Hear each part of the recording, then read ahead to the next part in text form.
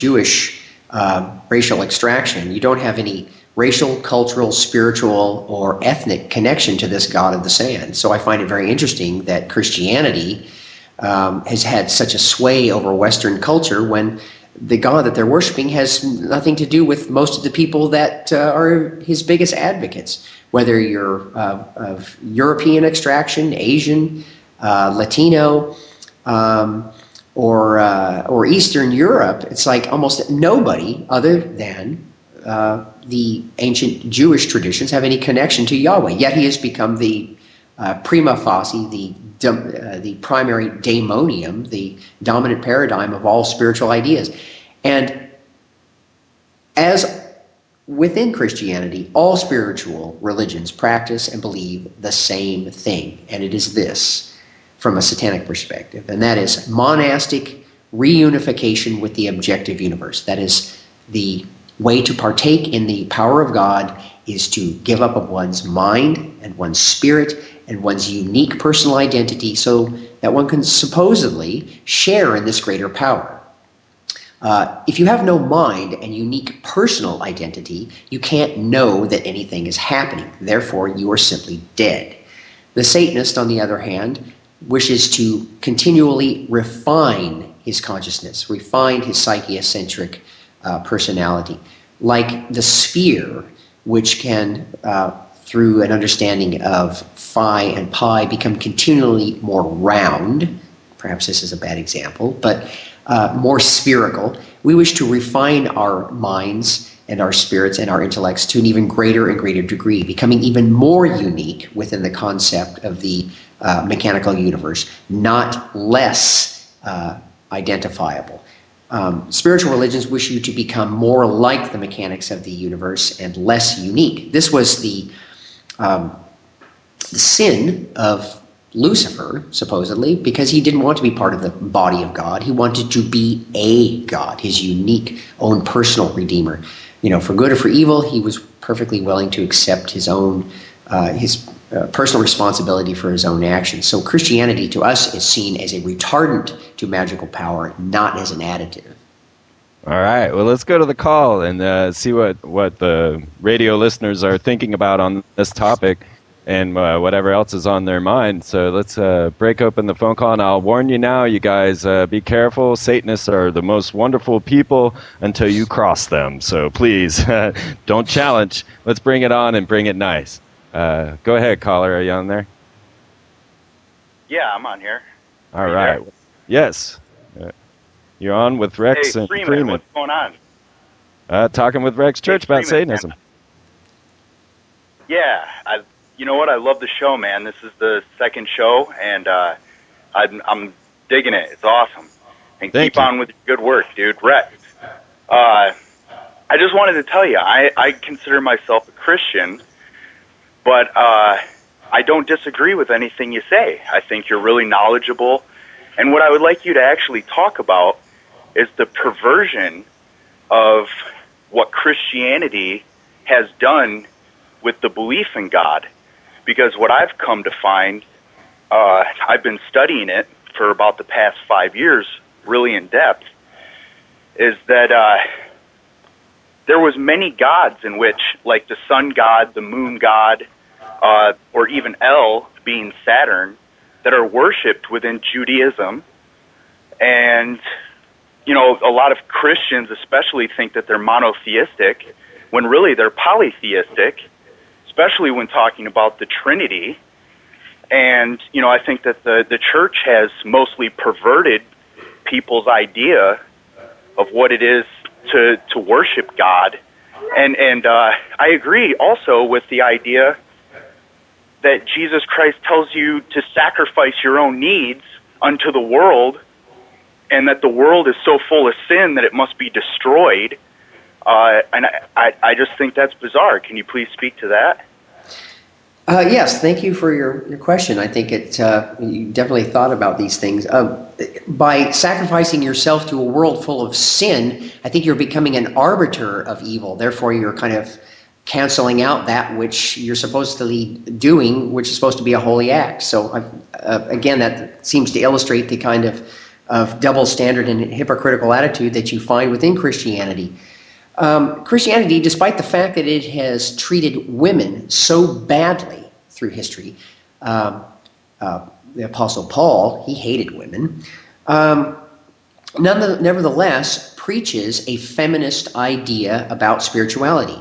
Coming into the bosom of God, embracing God, removing all sense of need or desire or mind, which are all seen as evil and products of Lucifer's infernal teachings through history, is considered tantamount to reaching like nirvana, or the highest state of enlightenment, or certainly something that is beyond pain and suffering.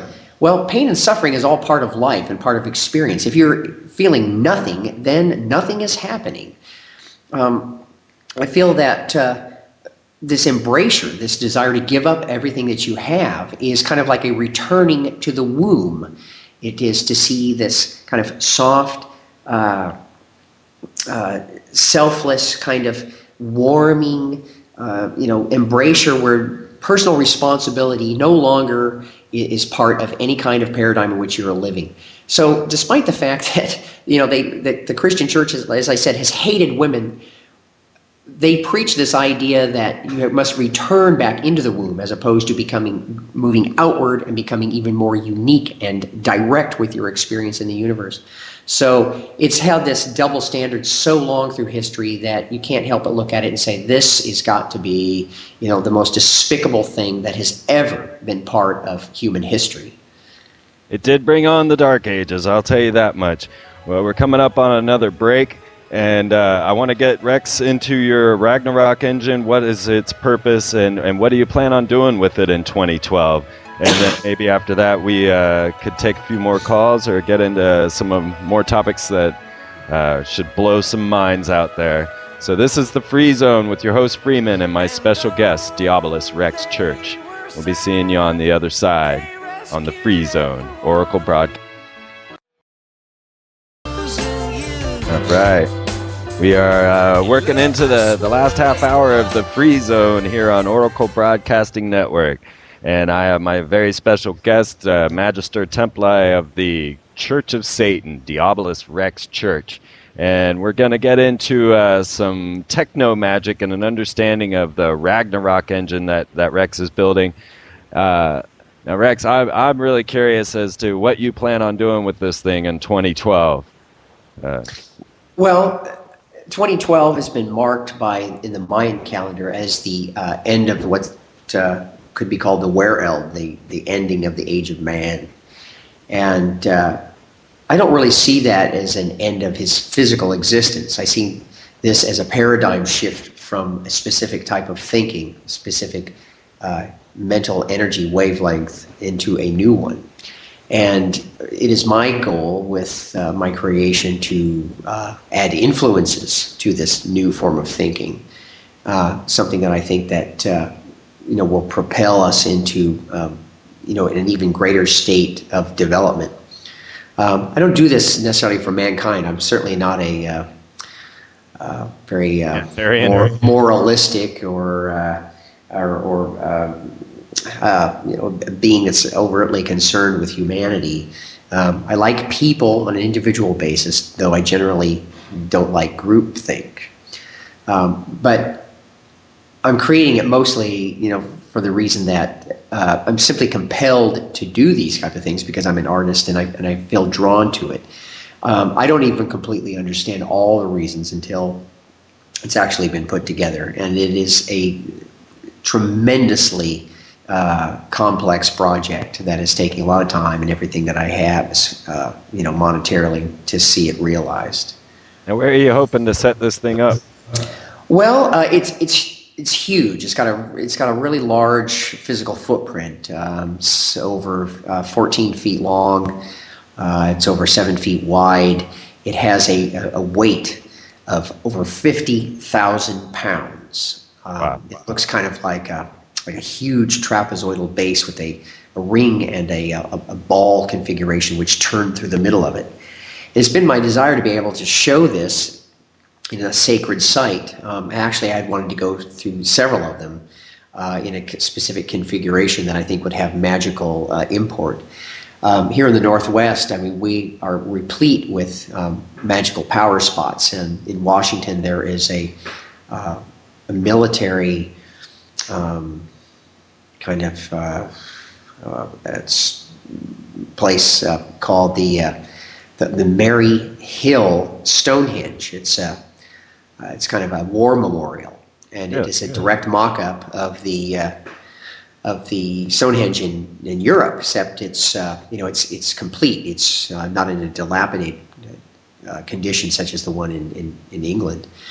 And I have been looking into the potentials of being able to show it there through the Washington State Arts Council.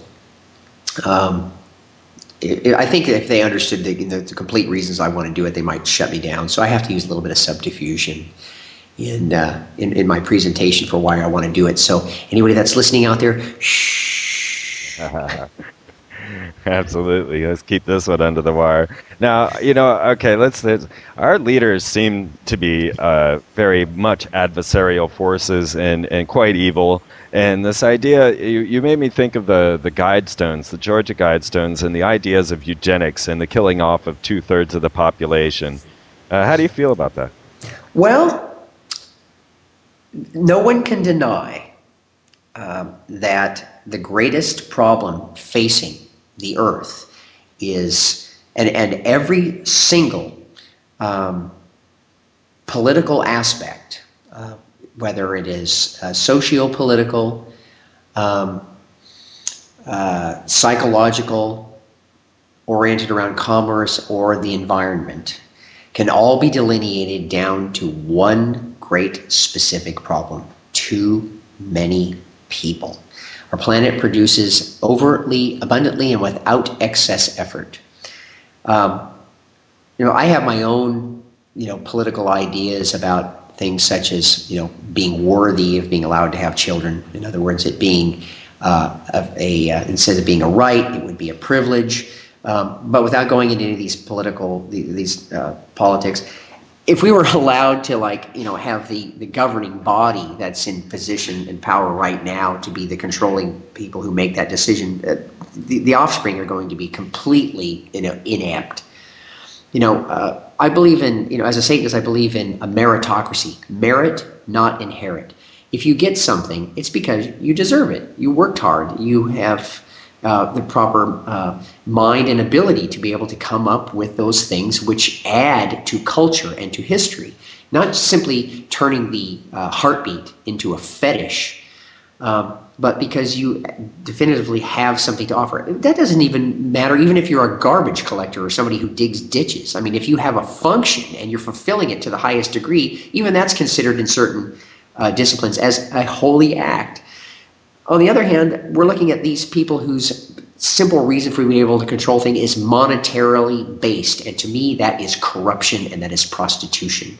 I don't like seeing it in art. I don't like seeing it in science. And I don't like seeing it being the motivating factor for the continuation of culture. It should be because things have an inherent worth, not because you can put a dollar amount on it.